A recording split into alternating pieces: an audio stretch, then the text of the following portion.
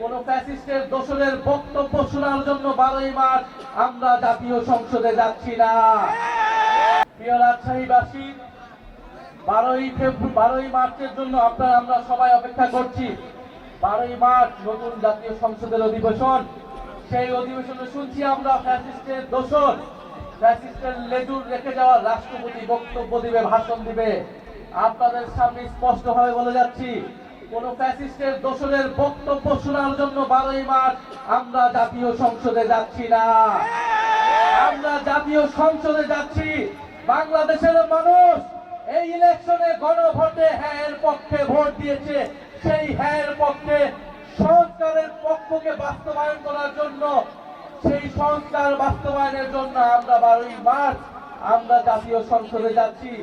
জাতীয় সংসদে আমরা যাচ্ছি।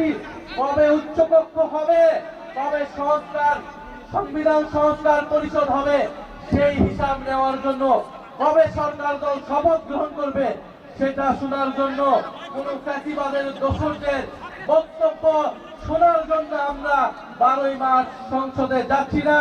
আপনারাও নজর রাখবেন। আমরা বলেছি এই রাষ্ট্রপতিকে অবিলম্বে অপসারণ করে গ্রেফতারের আওতায় আনতে হবে এবং সংবিধান সংস্কার পরিষদ করে সংস্কার বাস্তবায়ন করতে হবে, হ্যাঁ বাস্তবায়ন করতে হবে। আপনারা সবাই হ্যাঁ পক্ষে ভোট দিয়েছেন না? আমরা সবাই দল মত নির্বিশেষে হ্যাঁ পক্ষে ভোট দিয়েছি। ফলে সংস্কারের পক্ষে, বিচারের পক্ষে আমাদের সেই লড়াই চলমান থাকবে।